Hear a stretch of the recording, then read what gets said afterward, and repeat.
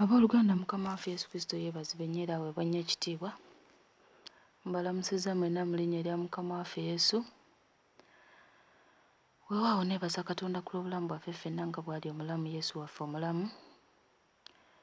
Nate Mukama Katonda waffe Yesu Kristo atunnyonnyola ku nsonga lwaki nga tannaba kutuuka, atunnyonnyola ensonga lwaki abakyala batono abayingira eggulu ate ng'abasajja bagenda kubeera bangi.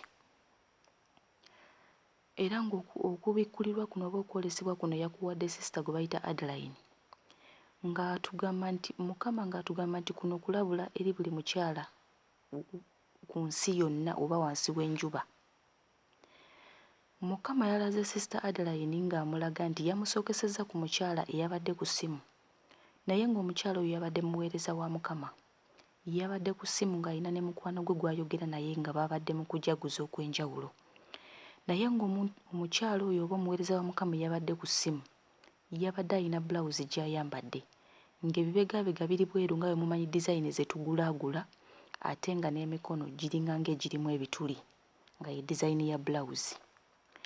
Mukama n'amugamba nti, n'agamba Adeline nti, olaba omuweereza wange oyo mwagala nnyo, naye tunuulira bulawuzi gy'ayambadde. Antya naye tafaayo mu kwambala kwe. Mukama n'abuuza ekibuuzo n'agamba nti, ye mmwe abantu abagamba mbu nno situnuulira mubiri wabula ntunuulira mutima gwokka? Adeline n'amugamba nti ye Mukama nange bwe ntyo bwe mbadde nga ndowooza. Awo Mukama n'agamba nti, osobola otya okubeera ng'olowooza mu ngeri efaanana mu ngeri bw'etyo? Tosoma Bayibuli? Tosoma olunyiriri lwe nawandiika olugamba nti omubiri yeekaalu yange? Musobola mutya okubulwa okutegeera nga nabagamba nti omubiri yeekaalu yange? Era munsuubira ntya okuba nga nsobola okuleka yeekaalu yange okuba ng'eyonoonebwa? Mukama atubuuza abooluganda. Era tusobola tutya nti nno okukiteebereza nti asobola kutunuulira mutima n'alaba omubiri ng'ate yeekaalu, n'aleka omubiri ng'ate yeekaalu ye? Mukama agamba nti mulabuddwa abaana bange ab'obuwala. Amaaso gange oba mulabulwa abaana bange ab'obuwala, amaaso gange tegava ku baana bange wadde akadakiika wadde akatikitiki akamu bwe kati. Era n'amugamba Adeline nti amaaso gange ogalaba gali ku mwana wange oyo ow'obuwala ali ku ssimu gwe nkulaga. Adeline n'asigala ng'atunuulira omukyala oyo omuweereza wa Mukama eyabadde ayogera ku ssimu. Mukama ng'akyayogera ne Adeline, Adeline n'awulira kwegamba ng'enjogera Mukama waffe Yesu Kristo gye yabadde ayogeramu. N'amanya munda nti Mukama ffenna atwagala, naye waliwo abantu b'ayagala ennyo. Kati ng'ono omukyala eyabadde ku ssimu muweereza wa Mukama, amwagala, atya Mukama, naye ng'ennyambala tesanyusa Mukama, wabula nga Mukama awulira kimuluma ayagala agikyuse. Era Mukama n'agamba nti ayongera okulabula abaana be ab'obuwala okubeera nga tuli mu mbeera ennyangu. Tayagala kubeera era ennungi, tayagala kubeera mibiri gyaffe, bitundu bya mibiri gyaffe nga bitambulira bweru. Mukama atugamba twetereeze. Awo Mukama n'agamba sisita Adeline nti obwakabaka bwange amutandise omunnyonnyola ensonga endala oba gy'abadde ayagala, nti obwakabaka bwange bugenda kubeeramu abasajja bangi naye abakyala bagenda kubeera batono. Sisita Adeline n'amubuuza Mukama yiiyi kitegeeza ki ekyo era nga lwaki abakyala bagenda kubeera batono? Mukama n'amugamba nti ddala okuyagala okumanya lwaki abakyala bagenda kubeera batono mu bwakabaka bwange? Adeline n'agamba Yesu Kristo nti ye Mukama njagala okumanya lwaki. Nti awo Yesu Kristo n'amugamba nti yawe y'ensonga ddala gye mbadde njagalira ddala okwogera naawe, era y'ensonga lwaki nzize gy'oli. Naye njagala bwe kingenda okukulaga n'okukugamba, saagala okikweke, njagala okiraga abaana bange ab'obuwala bonna okwetooloola ensi yonna bateekeddwa okukiwulira. Awo Mukama n'ayita bamalayika be n'abagamba bannyonnyole sisita ono lwaki abakyala batono abagenda oyingira eggulu nti abasajja be bangi. Bamalayika ba Mukama ne batandika nga boogera nti buli mukyala ayambala wiigi togenda yingira ggulu, buli mukyala ayeetekako enviiri eza artificial oba enviiri ezitali za butonde bwo mu masaaluuni togenda yingira ggulu, oba ze weeteekako zonna nga si ze baakutonda nazo. Buli mukyala era Adeline n'abuuza bamalayika ddala kituufu, ne bamugamba nti kituufu. Ne bagamba buli mukyala eyeesiga cutex togenda yingira ggulu, buli mukyala eyeesiga lipstick togenda yingira ggulu, buli mukyala eyeeteekako eyelashes togenda yingira ggulu oba obukowekowe bw'oku maaso. Adeline agamba nti abooluganda nabadde mu kutya olw'amazima gano agabadde gaŋŋambibwa. Bamalayika ne bongerako ne bagamba nti na buli mukyala eyeesiga pawuda togenda yingira Bwakabaka, kubanga pawuda akyusa sikiini y'omukyala. Ezo ze nsonga ze basoose okuba nga batunnyonnyola ng'abakyala. Then awo Mukama n'agamba nti Yesu Kristo agamba nti alina obulumi bungi ku mutima gwe era n'ennaku nnyingi munda mu ye olw'abaana b'aboobuwala abamuweereza era abamutya, naye nga bakyakwataganye n'ebintu bya sitaani eby'okwekolako. N'agamba tebagenda kuyingira Bwakabaka bwange nga bakyayambala wiigi, nga beeteekako eyelashes, nga balina attachment yonna ku mubiri gwabwe, nga basiga cutex oba nga beeteekako ebintu bya sitaani nga earrings, biki necklace. Mukama agamba nti genda ogambe abaana bange ab'obuwala abo abantu era abampeereza naye nga bakyakwataganye oba bakyakozesa beauty products zino oba ebintu by'okwekolako baba makeup biki, nti tebagenda kuyingira Bwakabaka bwange. Adeline agamba nti eddoboozi lya Mukama lyabadde lijjudde ennaku nnyingi bwe yabadde ayogera ebigambo bino. Era Mukama ayongerako n'agamba nti ajjudde ennaku munda mu ye olw'abaweereza be abamutya, abatambulira mu kkubo lye naye nga bakyakwataganye ne lipstick ne wiigi ne makeup. Bagambe ebintu bino babiveeko, kubanga bye batabiveeko tebagenda yingira Bwakabaka bwa Katonda. Awo Mukama n'agamba bamalayika ab'omusana nti oba bamalayika be nti bannyonnyole Sister Adeline kiki ekituuka ku muweereza wa Mukama oba ku baana ba Mukama abakyala bwe tufa nga tubadde tukyakozesa ebintu bino byatugaana. Bamalayika ba Mukama ne bagamba nti omukyala oba omuweereza wa Mukama bw'ofiira mu Mukama mu kkubo lya Mukama, bajja ne batwala omwoyo gwo kugutwala mu ggulu oba mu kibuga eky'Obwakabaka. Naye nga tebannagutwala basooka kukukebera obanga ekyambalo kyo obadde okiterese nga kitukula.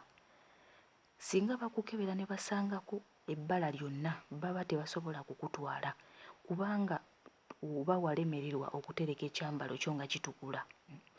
Nti era mu mbeera eyo emyoyo gya sitaani ne bamalayika ba sitaani be bajja okujja bakwakkula emyoyo gy'abantu ababadde bakozesa makeup ebintu ebyo bagitwale mu kuzikirira. Naye nga bamalayika bagamba nti mu ngeri emu oba endala abaana ba Katonda abatya Mukama abakyala nti bwe baba bafudde ebyambalo byabwe oba ebyambalo byaffe bitera okubeera nga tebirina mabala. Y'ensonga lwaki bajja okutunona, kubanga ebyambalo byaffe biba bitukula ng'omuzira, biba byeru nga bitukula ng'omuzira. Naye amangu ago nga bagezaako okwagala okututwala, bamalayika ba sitaani nga bajja nga batandika okubagamba nti bano temubatwala kubanga baffe bagenda mu Bwakabaka bwaffe obwa sitaani, si bammwe.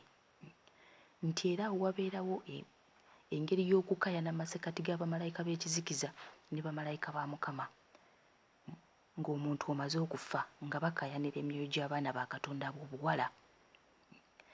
Bamalayika ba Mukama ne bagamba Adeline nti tujja okunona emyoyo gy'abaana ba Katonda kubanga babeera batambulira mu kkubo lya Mukama, baba beerongoosa ate nga batya Mukama era nga boozezza ebyambalo byabwe nga bitukula ng'era byeru bitukula ng'omuzira nga tebirina bbala.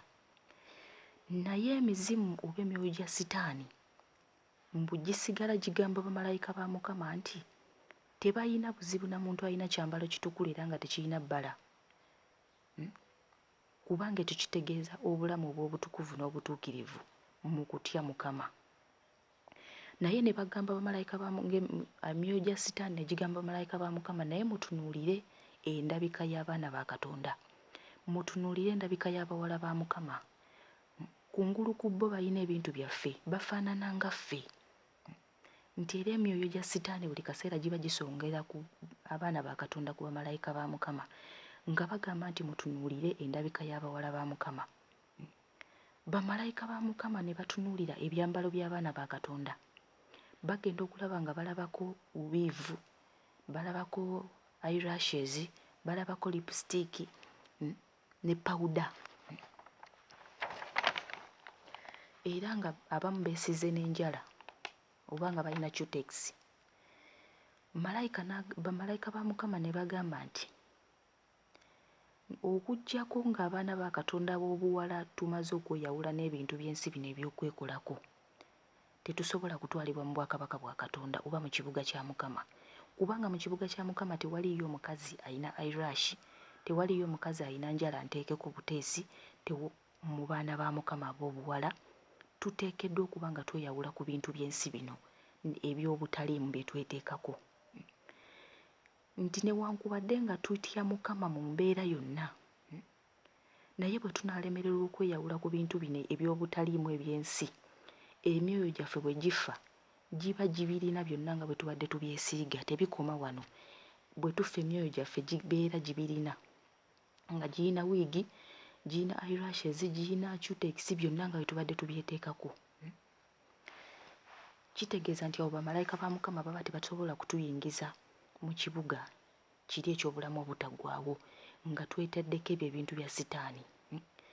Nti newankubadde ng'ebyambalo byaffe bibeera bitukula, tewali muntu n'omu agenda kuyingira ggulu ng'alina wiivu, ng'olina lipstick, ng'olina powder. Kubanga mu ggulu tewaliyo muntu yenna alina nviiri nteekeko buteesi oba artificial hair. Tewali muntu alina njala nteekeko buteesi. Nti tebasobola kutwala muntu yenna ng'asiiga njala oba ng'alina cutex.